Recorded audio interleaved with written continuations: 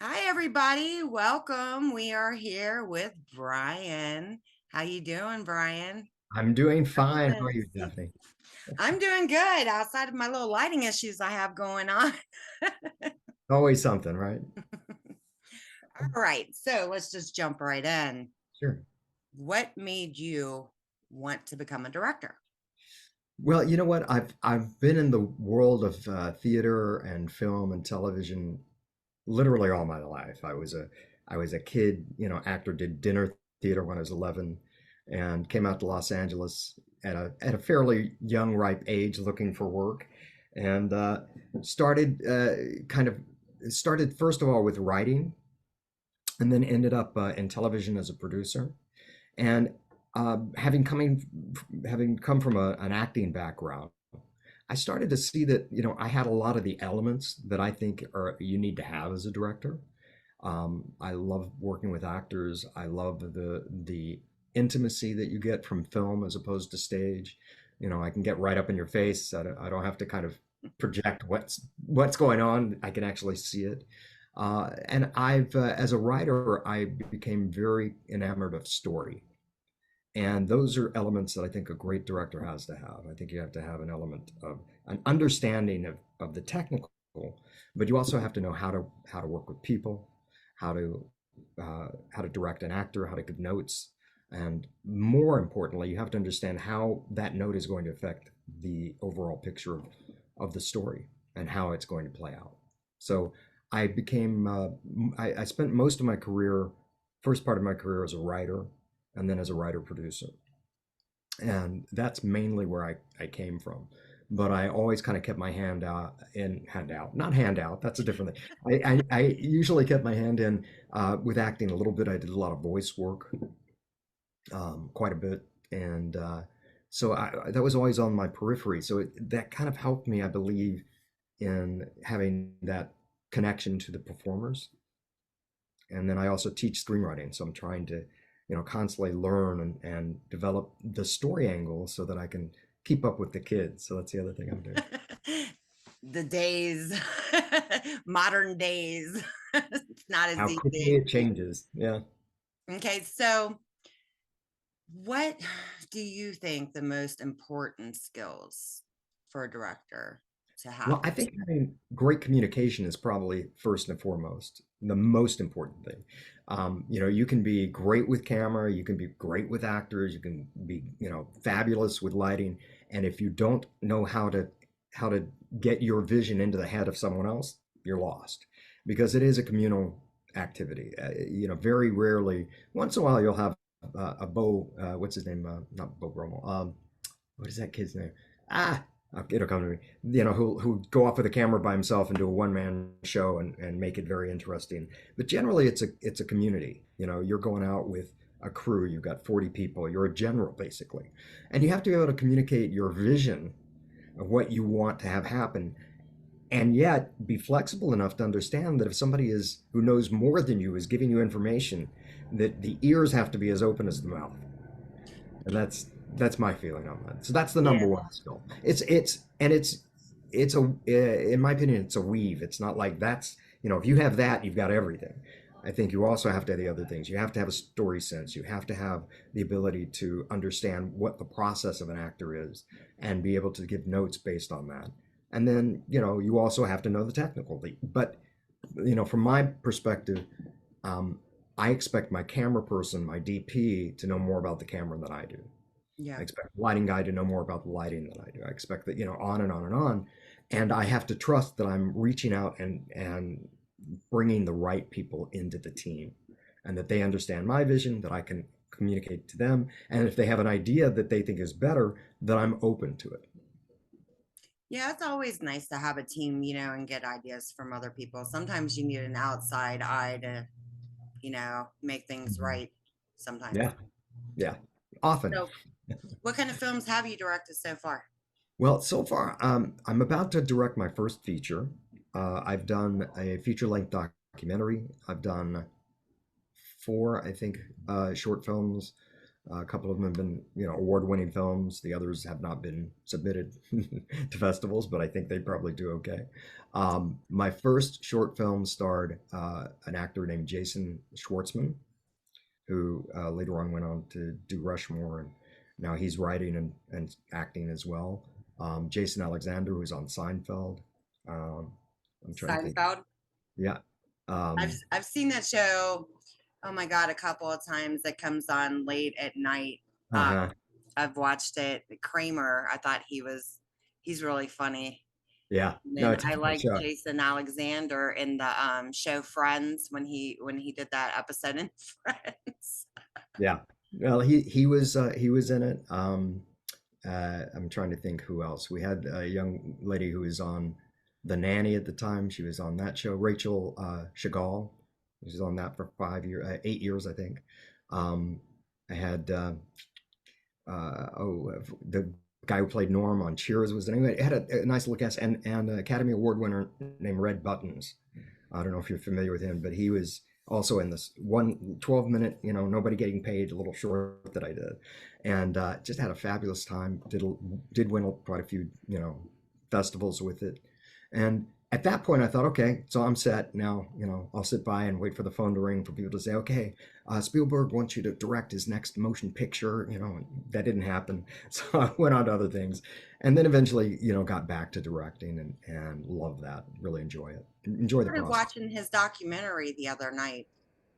I didn't get Which to finish it. I still have to go back in and finish watching it. The Spielberg? Spielberg Hmm. documentary. I think it's on HBO Max. I think that's what Hmm. it's on. Yeah.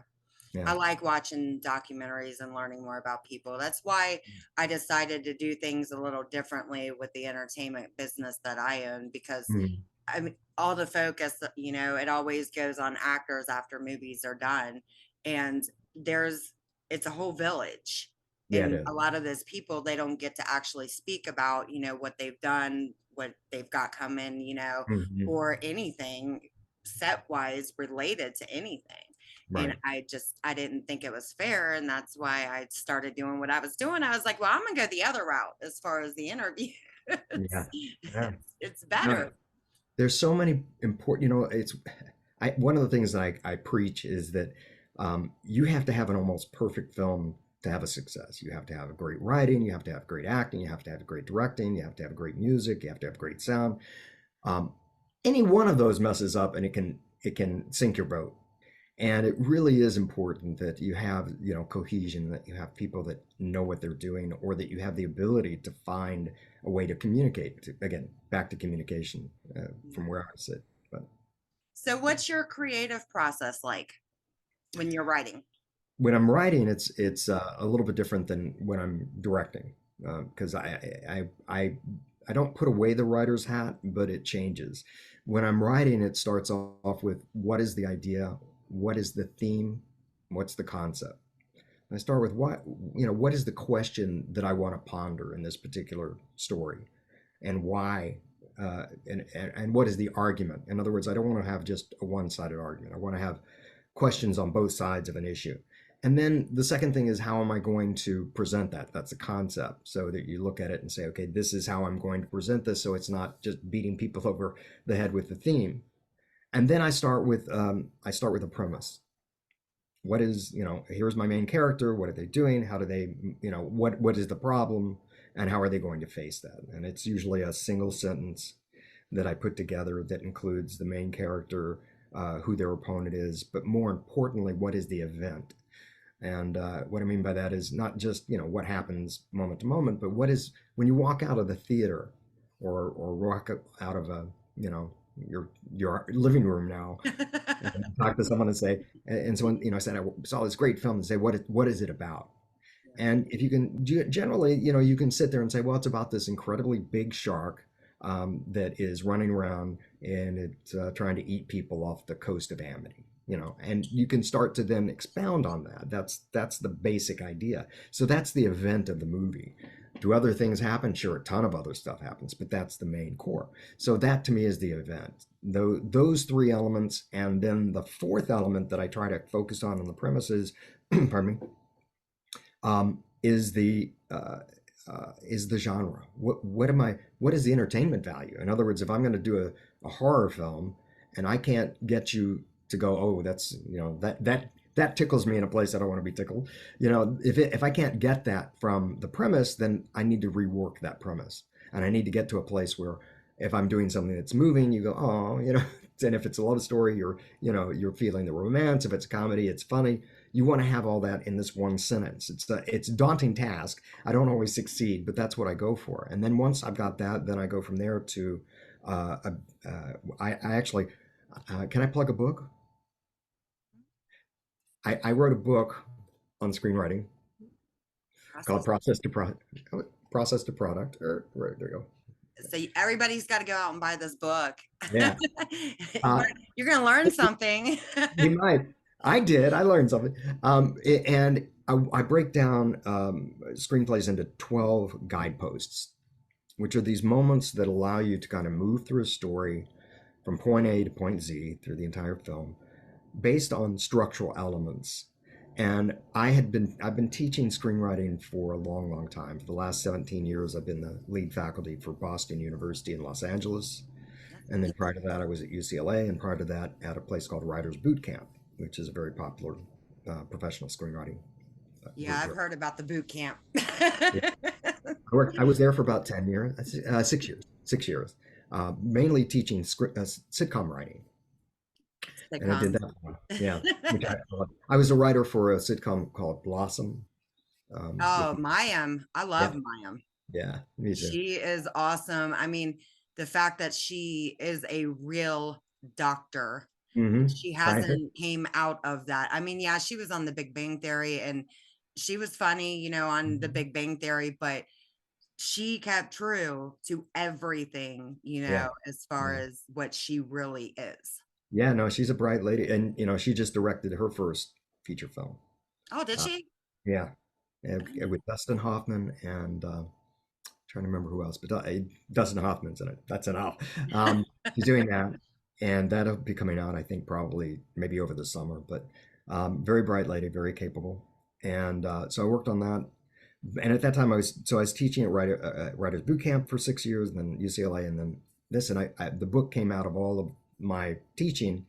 And one of the things that happened is, I followed different gurus as young writers do, and I started with Sid Field, and he had the 3 act structure, and then listened to Joseph Campbell and the hero's journey, and then I listened to Robert McKee and his workshops, and John Truby, and I went to all these different courses, and all of them had some great elements, and I kind of took little pieces of each of those and came up with my kind of unified theory of screenwriting, my own concept of how you go through it. So that's how I work through a screenplay. So I go from those 12 guideposts into an outline.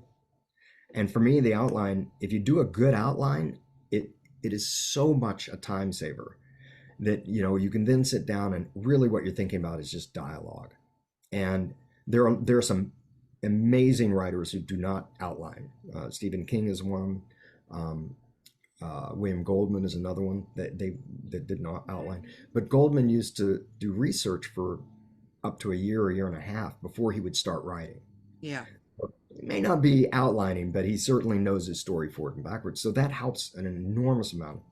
But the one thing that I found is that a lot of the different people that I studied with and looked at and read, it was either very restrictive, like, okay, you do something on page 1, 7, 9, 15, or it was kind of ethereal, it was kind of ephemeral, like, oh, the hero goes here and meets a wizened person.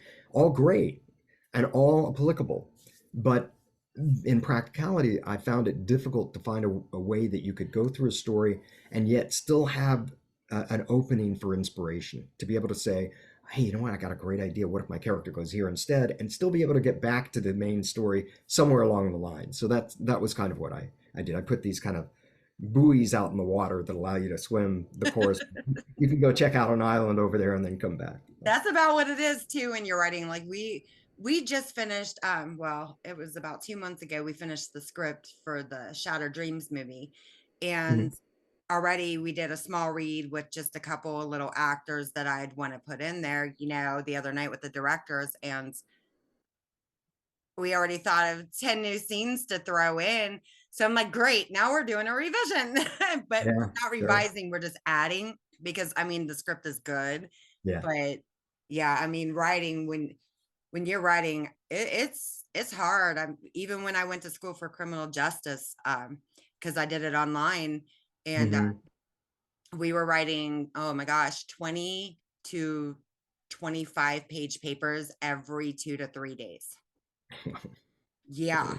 A lot. That's a lot. Yep. Yes, it was, and it was so nerve-wracking because Hmm. you're sitting there thinking of things that you want to put in this paper, but you have to stay true to the facts of the cases that Right. are involved. It's just Yeah, I can imagine. overwhelming sometimes. Yeah, it can So, be. So that's why okay, that's tell why us about your feature film. so yeah, that's kind of an interesting story. So some I directed a pilot for television that probably is never going to get finished for a number of circumstances that are beyond my control. But some of the people that were involved in that came to me and asked me if I'd be interested in directing a feature film, and I read the script and I asked if it had been funded, and they said yes. And I said, well, "Great. What? How? What's your budget?" And they said $20,000 or $30,000. And I went, "Okay, let me take a look at it." And I read the script, and I went, "Well, on the first 3 pages, there's your 20 or 30,000. How are you gonna do the rest?" So I came up with an idea that was based on the same premise, but took it basically from the beginning and reworked it and came up with an idea. It is a psychological thriller werewolf movie, actually. And I don't want to get too detailed because I want Yeah, to I give it, but know. it's a very contained story. It takes place in a very few locations, very few actors. So very much like the Bloomhouse model. If you're familiar with them, that's their concept. They do everything under 5 million, and although we're nowhere near that budget, we are a little bit bigger than the 20 or 30 we first started out with. So I Yeah, hope to be. going from 20,000 to a couple million, yeah. I've You I've done I've done as a producer, slash writer. I've worked on films starting at 2.5 million and working my way down. I went 2.5 million, a million, 550,000, 250,000, 50,000.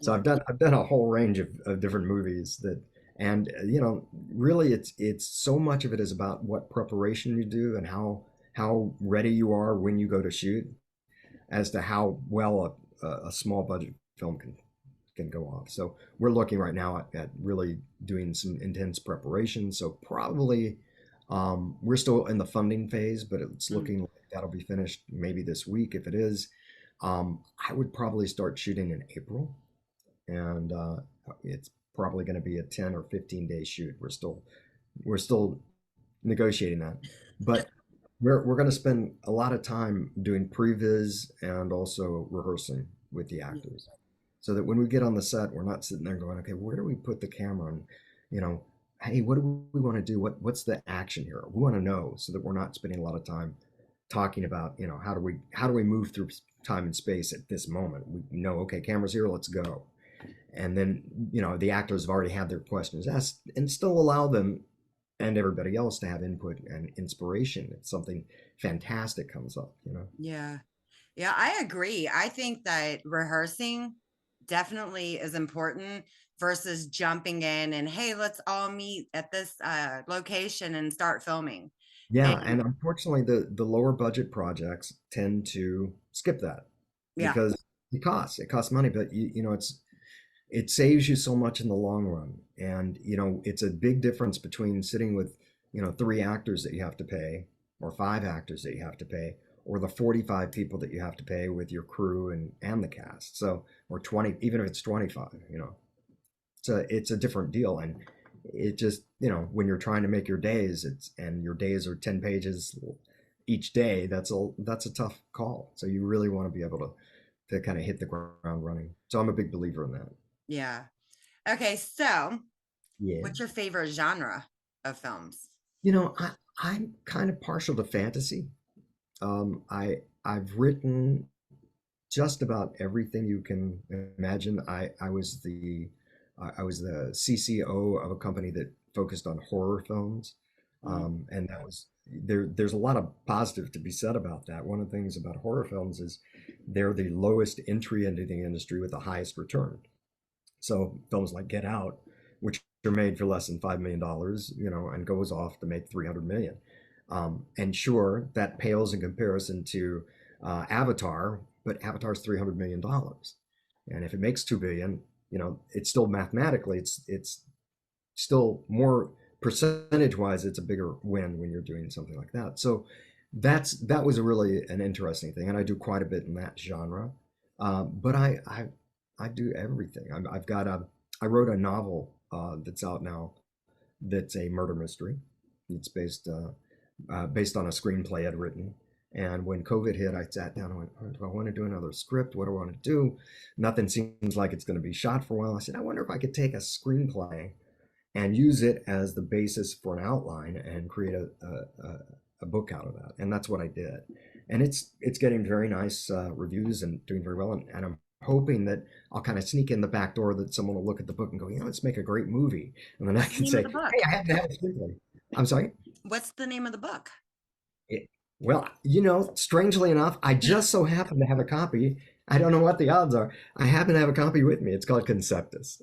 Conceptus. There you go. I Yeah. love murder mystery.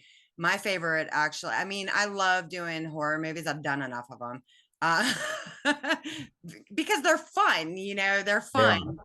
and you have a lot of fun making them. There was a one little set I'll tell you about that we Mm, were on, and I did it. Well, none of the women, they needed somebody who would actually wear lingerie on set. I'm like, okay, I have no problem with that. But a lot of people turned it down just because you had to. And my hair is blonde. So they were afraid to put the blood all over my hair. I'm like, it's okay. It's going to wash out. It's fine. you hope it will. I Yeah. just told them, go ahead and do it. Yeah. I'm game. I'm always game for anything. I'm one of them people where let's do it. I grew up with eight brothers. So you know what I I mean? Always game. love it. So, Conceptus, I'm definitely going to have to buy that book. Everybody's going to have to buy that book. I'm going to Please. tell them right now to buy the book. Thank you. Yeah. So, where do you see yourself in 5 years? I hope making movies. I'd like to continue directing. Um, one of the things I'd like to do is, keep growing as an artist and keep growing as a director and keep growing as a writer. So I I hope that what I'll be doing is continuing the process that I'm on now, the path I'm on now, which is to direct films, to create projects, to produce other people's work, to direct other people's work, but to really have my own body of work as well. And I do a lot of different things. I sometimes joke I do everything but catering, so on a film. So I try to wear a lot of different hats, and I consult with different companies in film finance, and I'm hopefully going to be working with some of those companies down the road, both the finance films and also to write and direct and produce for them. So I'm doing all that stuff, and I want to continue writing novels. I'm finding that kind of an interesting process. I love the immediacy of screenwriting is great. You focus on what is going to be on the screen. I don't have to worry about what's inside the character's head. I mean, I have to know it, but I can only really focus on what's the audience going to get. Yeah. And if you have somebody sitting in a window seat looking out, you can't really think about them for the audience perspective, thinking about, oh, my dog died 3 years ago and I really feel bad about it, and yet you can do that in a book. Yeah. And I can get into what's going on in their head, and I can explore that character that is just, in one scene in the movie. I can kind of see, well, what's his life like? What's that person do when this person's off doing their world? So I get to go a little bit deeper into each character, and I really enjoy that process. And I'd love to have that kind of a kind of a what is it, quid pro quo, where I write a book, and it becomes a movie, I direct a movie, and keep Yeah. going that way. So, okay, I'm going to ask you a question. I know that I pretty much, kind of went over a little bit, but this I always love to hear. What is the funniest thing that's ever happened to you on a film set? Okay, that's actually that's a pretty good. There are a couple of them. Um, that's between two crew members getting into a fight in New York City, uh, and that was unusual. I don't know if that was the funniest. I think the funniest is I when I first came to Hollywood as an actor, I was walking down the street and a guy came up to me. I had been here maybe 3 days, and a guy came and said, "Hey, are you an actor?" And I went, "Yeah." And he said, "You want to be in a movie?" And I thought, okay, it's either porn or a snuff film. That's the only two, right? I mean, why is he approaching me? And I said, well, and he said, "Here's my card." And he gave me a card. I looked at it. I had a roommate at the time, and I brought it back. And I said, "Look, this guy, he gave me his card, and it's with this company called Bill Bird Production." He said, "Bill Bird, they do nature films like Wild Kingdom type stuff." And I went, "They do?" He said, "Yeah, but they're a real company." I went, "Oh, okay." So I called them up and they said, "Yes, we're legit. We're doing this movie. Love to have you come in." And it turned out I'm a fairly height challenged person. I'm about 5'4", and they needed someone short that they could build a fake head on top of and then decapitate them. And it was for a movie called Faces of Death. And Faces of Death is a cult classic, and I'll explain what happened. So they took a mold of my face and shoulders, and they made an Arab looking individual out of me, and had three heads with gelatin, red gelatin for the neck, and a tube that went up through the neck. And then I had a little pump that I would squeeze that, you know, shot blood. So they had fake arms that were these long dangly arms that were tied behind my back, fake head, and they flew us out to a place in the middle of New Mexico, just the desert. And I'll never forget. I went to the airport, LAX, and I look around and there's this like a little kiosk, and there's nobody there. And finally, this guy goes, "Hey, you going to New Mexico?" I said, "Yeah." He said, "Oh, come on." I said, "He's I'm the pilot." "Oh, okay." We go out, and there's this little seven, maybe eight-seater little plane, and it's me and one other person.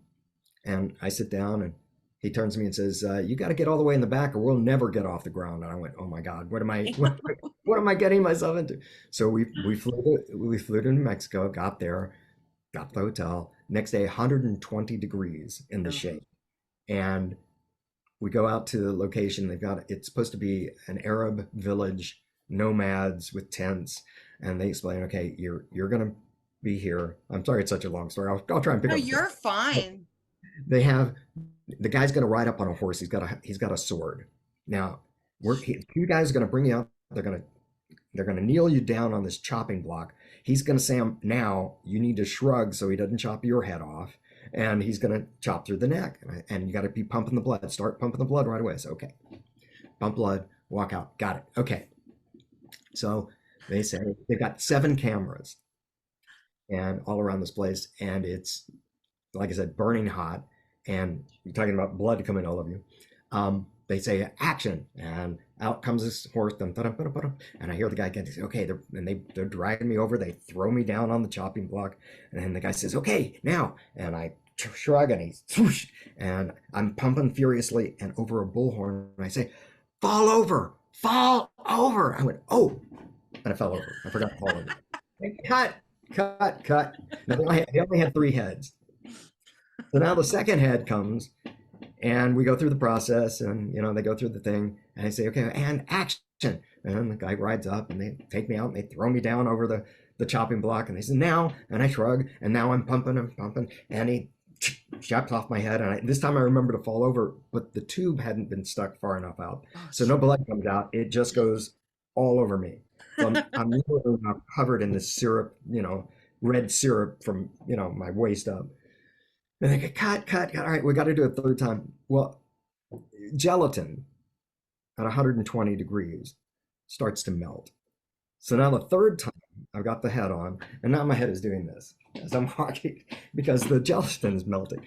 And we get back, and they, action, they pull me over, and they throw me down over the block, and I'm pushing the blood furiously, and I shrug and whack, and I'm pumping, and I hear, "Damn it, fall over, damn it." Oh, I forgot to fall over. Cut. And that was it. They couldn't do it again. They only had 3 heads. So if you ever see the movie, there's a guy and they go chop and they cut. because I never fell over. But that was probably the funniest thing that around. And I'm years gonna later, have to watch that now though, and I'm gonna be looking at the neck like, wait a minute. let me tell you, for years, if you go online and look up Faces of Death, there are sites that are dedicated to whether or not it's real, because it was presented as real footage of death from around the world.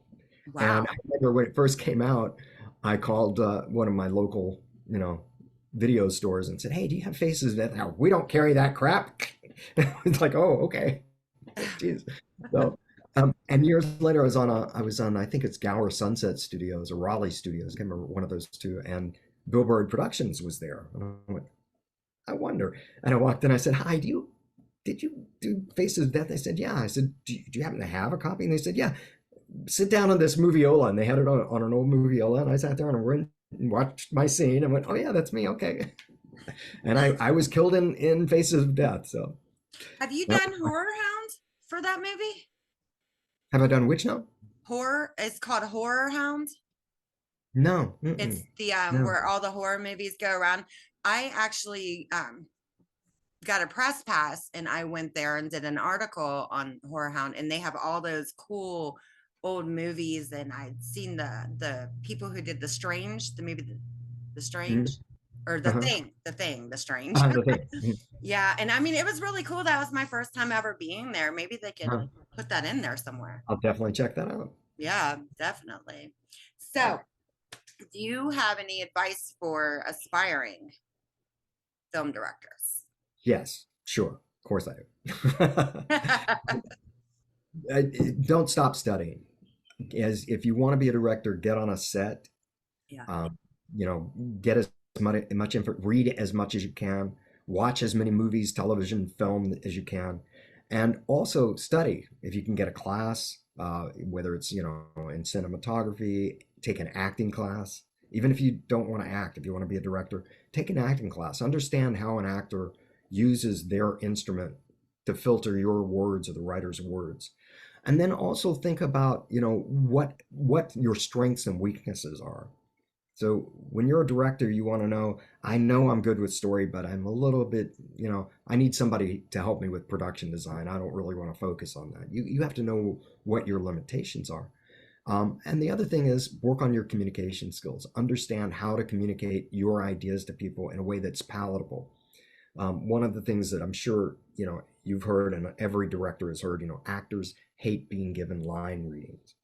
You know, to say the line like this, they hate that. Many do. Some don't. Some are like, okay, tell me I how to do it. actually don't. When Some I do do and it, some don't. but I try It to make sure I stay on point. And I mean, I've trained with some of the best out there in LA, even though that I am here. And Mhm. my daughter, she's actually going into voiceover, which Okay. you do, but she's real big on animation because Mhm. she had a part where she could have been Wednesday Adams in a movie. Oh. But when she got face to face with the director over the meeting, she kind of locked up because she didn't want to be on camera. So Mm. we had to pass on that. But with her drawing and the animation, I told her, I was like, you're going to have to, whether you want to or not, you're going to have to take acting classes, because Mhm. just because you're a voiceover artist, you're acting. They can Right. tell Sure. you're not reading, Yeah. you know. Yeah. 100%. Training is And definitely important. training is important, but getting on the set, being open to learning as much as you can. If you can follow another director, follow them around. And think about, you do want to know about camera. You do want to know about lights. You really want to know a little bit about everything. And I've tried to do that in my career. I've tried to do, a little bit. Editing is also a great place to start I as a hate director. editing. It's so important because it's the editors are the ones that look at it and say what stays and what goes. And when you're, as a performer, you're just doing your thing. And the editor has to look at it and say, this isn't necessary. So even the writer, writes things that they go, well, either for time or because of, story or movement or pacing, this has to go. Yeah. And, you have to learn not to be too precious about your work because sometimes as a writer or as an actor, you are not in control. And the last piece of advice I would say, and this kind of goes back to something we are talking about earlier, and actually my book on the reason it's named Process to Product. I think one of the biggest mistakes that writers, producers, actors make is they try and aim for something. And what I mean by that is, I had a film school that was interested in me teaching ask, how do you write an Academy Award winning film? And my response is, you don't write an Academy Award winning film. You can't. You write the best film you can write, the best script, and maybe it is wonderful and people love it and it gets nominated for an Academy Award. But if you set out to try and write an Academy Award winning script, you're going to do exactly what your daughter did. You're going to get tight, you're going to clutch. And it's important to understand that you have to kind of find your core, your center, to understand what is the story you want to tell, the way you want to tell it, and then be open to other people's advice. But that's where you want to start. And from that point, you want to think, how do my characters behave? And how do I pull the strings in a way that gets the audience to understand their motivations, what they do, their actions and behavior? So understanding psychology is important, understanding behavior is important, but more importantly, you should be focused on the process and not the product. What do I do from point A to point B? Not, boy, I hope the audience loves it. Boy, I hope I win $1 million. Boy, I hope it makes three. You can't, you're not in control of any of that. I hope it gets great reviews. You can't control that. You don't have the ability to say, I've written this screenplay and it's, I want it to get great reviews. You're setting yourself up for a terrible disappointment, possibly. Maybe not, but possibly. So focus on doing the best work you can do. Don't focus on what is the end product going to be. Are Yeah, people going to like it? Are they going to give you reviews? That's the biggest piece of advice I can give you. I agree. I mean, I completely agree with all of that. And it's funny you said psychology because I mean, what the guy who trained me, he is a director out there actually. Mhm. He's big on psychology, but my major for, it was criminal Mhm. justice, it was crime scene investigation and forensic psychology. And I had Yeah. read books before I even went into that, about Hmm. psychology and then taking that because I wanted to be a profiler, a forensic Right. profiler. And you have to learn behavior. You have to. Hmm. Yeah. And a lot of time you can catch it though, just by meeting people, what how their behavior is. Sure. Yeah. And it's a skill. It's a part of the craft. It really is. Because you have to understand, one of the biggest things is, and this goes back to the writing side more than the directing, but you want to be able to have characters behave in a way that is unexpected but believable. Yeah. So you want people to do things you go, oh, I didn't see that coming, but you also don't want to go, why on earth would they do that? Why would that? And there are tons of examples I can give you, but that's one of the things that you as an artist, as a writer and a director are looking for as an actor as well. As an actor, you want to have those moments that are motivating the arbitrary, taking something that you know is something that you wouldn't expect a person to do, but still being able to trace why they came to that behavior. Yeah. Okay, so one more question as far Sure. as this. This has nothing to do with film, actually. Okay. What are some of your hobbies besides industry related things? Well, I speak Japanese, so I study that a little bit. I'm a martial artist, so I spend a lot of time uh, doing that. I still compete and I teach both judo and jiu-jitsu, Brazilian jiu-jitsu, which is similar. And I'm now foraging into refereeing competitions, but I still compete in judo and jiu-jitsu. Um, those are probably my biggest. Is there anything else I do? I used to collect coins a little bit, but that's haven't done that recently. Those are probably my biggest. My My dad biggest. does that. Yeah, He's a big coin collector. He loves coins. yeah, I love coins. They're fascinating. Yeah. I just But yeah, never understood it. I mean, granted, I know if you set on the coins, they eventually become worth something, but I'm just like, why do you keep going and buying all these coins? Well, I mean, it's kind of like a little bit like baseball cards, in the hope that you buy, you get that Ty Cobb and it's worth $100,000. But it's not only that, but there's kind of a fascinating way of kind of marking history with coins. You Yeah. kind of get a coin that, I mean, there are so many interesting coins that nobody's, you poll 1,000 people, they've never even heard of it, like the Flying Eagle cent, or did you know we had a 2 cent and 3 cent pieces? There are those kind of things that nobody ever, never heard of. We Yeah. had a $50 gold piece at one point.